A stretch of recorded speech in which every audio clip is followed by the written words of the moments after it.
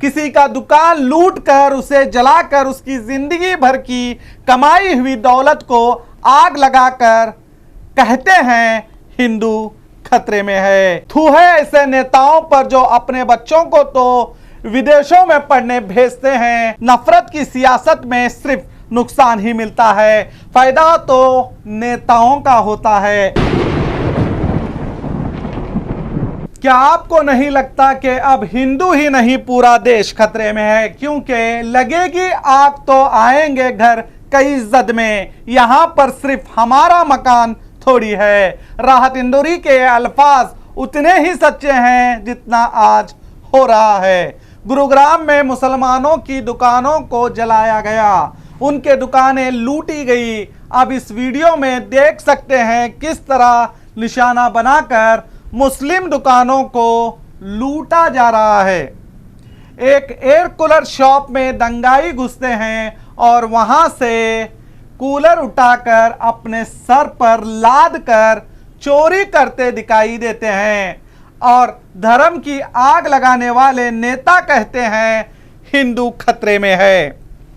अब आप ही देखिए कौन खतरे में है और कैसे देश के युवाओं को दंगाई से अब आरोपी बनाया जाता है और आरोपी से अब चोर तक बनाया जा रहा है। किसी का दुकान लूट कर उसे जलाकर उसकी जिंदगी भर की कमाई हुई दौलत को आग लगाकर कहते हैं हिंदू खतरे में है।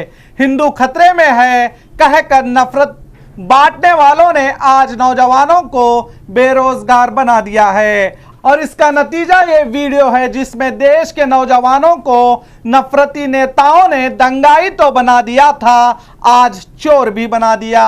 थू है ऐसे नेताओं पर जो अपने बच्चों को तो विदेशों में पढ़ने भेजते हैं और इन्हें बड़ा बिजनेसमैन या बड़ा नेता बनाना चाहते हैं और देश के गरीब नौजवानों को दंगाई और चोर बना रहे हैं। धर्म की गंदी सियासत खेलकर हम तो देश के नौजवानों से यही कहेंगे, नफरत की सियासत में सिर्फ नुकसान ही मिलता है, फायदा तो नेताओं का होता है। धर्म की आग जब लगती है तो वो किसी एक को नहीं जलाती, इस आग में इंसानियत जलकर राख हो जाती है। अब इस हिंदू भाई की बात भी गौर से सुनिए। सच्ची बात तो ये कि जितना प्यार आज तक दुनिया में किसी भी एरिया में नहीं है जितना मेवात के अंदर प्यार हमें मिलता है। ये और मैं ये कोई प्रेशर में नहीं बोल रहा हूं आकर और ना मैं दबाव में बोल रहा हूं आकर। जितने भी लोग हम मेवात के अंदर रहते हैं, हम रहते हैं हिंदू मुसलमान भाईचारा बना के रखते हैं। ईद पर वो हमें इनवाइट करते हैं, उनके घर जाते हैं, पकवान खाते हैं। दिवालियों पे वो आते हैं, मिठाई का डब्बा पहुंचाते हैं। तो इससे अच्छा प्यार क्या हो सकता है? तो मैं आप लोगों को बता दूं कि इन लोगों के साथ में जो भी बेकार गतिविधियां हो रही हैं उनके साथ में हिस्सा ना ले और प्यार प्रेम बनाए रखें। अपने बच्चों को स्पेशली समझाओ कि आप सिर्फ अच्छाई की तरफ भागो, ना कि बुराई की तरफ।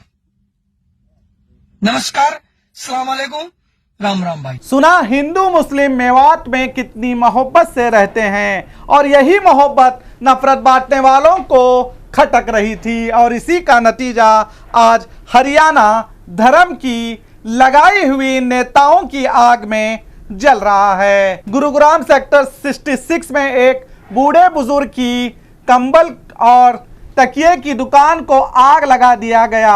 देखिए। पुलिस को फोन किया था आपने? पुलिस को यहाँ पहुंची, कई गाड़ियाँ थी,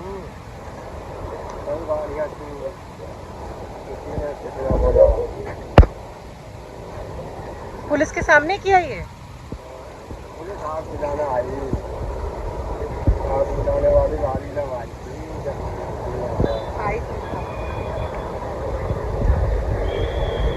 अब सोचिए इस बुजुर्ग का क्या कसूर था। ऐसे बेहिसाब दुकानों को जलाया गया, दुकानों को तोड़ा गया, गाड़ियों को आग लगा दी गई, दुकानों में से सामान चोरी किया गया। इस हादसे में गुरुग्राम सेक्टर 57 में अंजुमान जामिया मस्जिद को आग लगा दी गई और 2 लोगों को पुलिस की मौजूदगी में बड़े बेरहमी से मारा गया, जिसमें एक मस्जिद के इमाम मौलाना साद को चाकू से हमला किया गया था, जिन्होंने हॉस्पिटल में अपना दम तोड़ दिया और दूसरा जख्मी है। हरियाणा के नुआ और गुरुग्राम में इस फिरका वाराना फसादात में 5 लोगों की मौत हुई, जिसमें 3 गार्ड्स शामिल हैं और कईयों के जख्मी होने की खबरें भी आई हैं। यह फसाद इस वक्त भड़का जब सोमवार के दिन विश्व हिंदू परिषद के तरफ से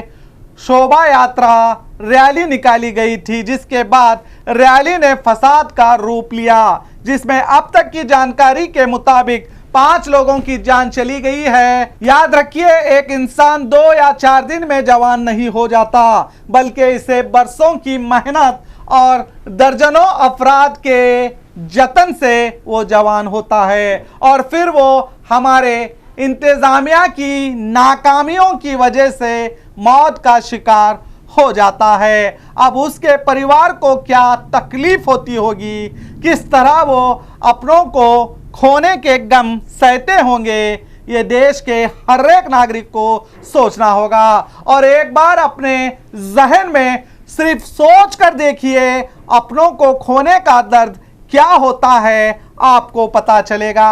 आज जरूरत है हर राज्य की सरकारों को देश के हर एक नागरिक की सुरक्षा, उसकी जान की हिफाजत के लिए ठोस कदम उठाए। क्या ये सरकारें ऐसा कर सकेगी? आपकी राय नीचे कमेंट करके जरूर दीजिए और हमारे चैनल को अब तक सब्सक्राइब नहीं किया है तो अभी कीजिए और इस न्यूज़ को भी दूसरों तक जरूर पहुंचाइए और देखते रहिए भारत का सच द रियल फेस में।